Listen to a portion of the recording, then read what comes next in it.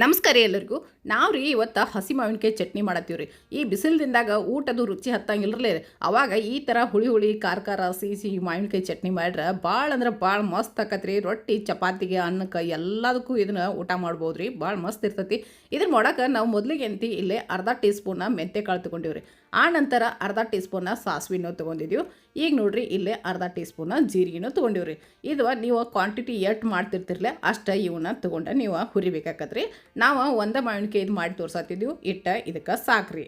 ಆ ನಂತರ ಅವನ್ನ ಚಂದಂಗೆ ಗ್ಯಾಸ್ ಮೀಡಿಯಮ್ ಇಟ್ಟ ಹುರಿದ ಎಂತಿ ಮಿಕ್ಸರ್ ಜಾರ್ದಾಗ ಹಾಕಿ ಇವನ್ನ ಪುಡಿ ಮಾಡ್ಬೇಕ್ರಿ. ಹಿಂಗೆ ಹುರಿದ ಮಾಡೋದ್ರಿಂದ ಚಟ್ನಿ ಭಾಳ ಟೇಸ್ಟ್ ಅಂದ್ರೆ ಟೇಸ್ಟ್ ಆಕತ್ರಿ. ರುಚಿನೂ ಜಾಸ್ತಿ ಇರ್ತೈತಿ. ಮತ್ತು ಇದನ್ನು 20 ದಿನ ಇಟ್ಟು ತಿಂದ್ರೂ ಏನು ಮಾವಿನಕಾಯಿ ಚಟ್ನಿ ಕೆಡಂಗಿಲ್ಲ ರೀ. ಈಗ ನೋಡಿರಿ ನಾವು ಅದನ್ನೆಲ್ಲ ಪುಡಿ ಮಾಡತ್ತೀವಿ. ಆನಂತರ ಪುಡಿ ಮಾಡಿದ್ರಾಗ ಎಂತಿ ಇಲ್ಲಿ 4 ಹೆಸಳು ಬೆಳ್ಳುಳ್ಳಿನೂ ಹಾಕಿದ್ದೀವಿ. ಇಲ್ಲೇ ಸ್ವಲ್ಪ ಎಂತಿ ನಾವು ಕಾಯಿ ಹಾಕತ್ತೀವಿ ರೀ. ನೀವೆಂತಿ ಕೊಬ್ಬರಿ ಒಣ ಕೊಬ್ಬರಿ ಇದ್ರೂ ಹಾಕ್ಬೋದು ರೀ. ಇದು ಹಸಿ ಮಾವಿನಕಾಯಿ ಇಲ್ಲಿ ನಾವು ಸೇರ್ಸತ್ತೀವಿ ರೀ.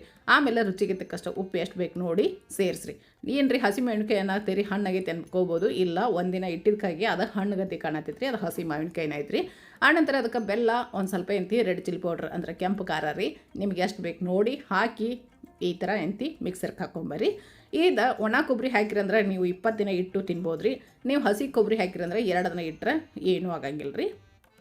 ಈಗ ಚಟ್ನಿ ರುಬ್ಬಿದ ನಂತರ ಇಲ್ಲಿ ಅದಕ್ಕೆ ಒಂದು ಒಗ್ಗರಣೆ ಕೊಡೋಕೆ ಎಣ್ಣೆ ಕಾಯಕ್ಕೆ ಇಟ್ಟಿವಿ.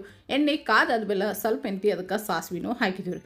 ಸಾಸಿವೆ ಆದ ನಂತರ ಇದಕ್ಕೆ ಸ್ವಲ್ಪ ಹಿಂಗೆ ಹಾಕ್ರಿ. ಹಿಂಗೆ ಆದ ನಂತರ ಇದಕ್ಕೆ ಈಗ ಒಣ ಮೆಣ್ಸಿಕಾಯಿ ಆಮೇಲೆ ಕರಿಬೇವನು ಹಾಕಿದ್ದೀವಿ ರೀ. ಆ ಕರಿಬೇವು ಒಣ ಮೆಣ್ಸಿಕಾಯಿ ಹಿಂಗೆ ಸಾಸಿವೆ ಒಗ್ಗರಣೆ ಕೊಡೋದ್ರಿಂದ ಟೇಸ್ಟ್ ಭಾರಿ ಮಸ್ತ್ ಆಕತಿ. ಇದಕ್ಕೆ ನೀವು ಬೇಕಂದ್ರೆ ಸ್ವಲ್ಪ ಎಂತಿ ಉದ್ದಿನ ಬೇಳೆನೂ ಸೇರಿಸ್ಬೋದು ರೀ. ಈಗ ನೋಡಿರಿ ಎಲ್ಲ ಚೆಂದಂಗೆ ಒಗ್ಗರಣೆ ರೆಡಿ ಆಯ್ತು. ಗ್ಯಾಸ್ ಬಂದ್ ಮಾಡಿದ ನಂತರ ಈ ಚಟ್ನಿ ಮಾಡಿಟ್ಟಿದ್ದಿರಲ್ಲ ಅದನ್ನು ತಂದು ಇದ್ರಾಗ ಸೇರಿಸಿ ಚೆಂದಂಗೆ ಮಿಕ್ಸ್ ಕೊಟ್ರೆ ಅಂದ್ರೆ ಚಟ್ನಿ ಏನೈತಿ ಭಾಳ ಮಸ್ತ್ ಆಕತಿ.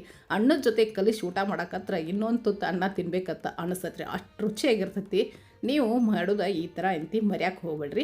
ಮಾವಿನಕಾಯಿ ಚಟ್ನಿ ಕಡಲೆಬೇಳೆನೂ ಹಾಕಿ ಮಾಡ್ತಾರೆ. ನಿಮಗೆ ಆ ಥರ ಬೇಕಂದ್ರೆ ನೀವು ಕಮೆಂಟ್ನಾಗ ತಿಳಿಸ್ರಿ. ನಾವು ಮಾವಿನಕಾಯಿ ಚಟ್ನಿ ಕಡಲೆಬೇಳೆ ಹಾಕಿನೂ ನಿಮಗೆ ಮಾಡಿ ತೋರಿಸ್ತೀವಿ ರೀ.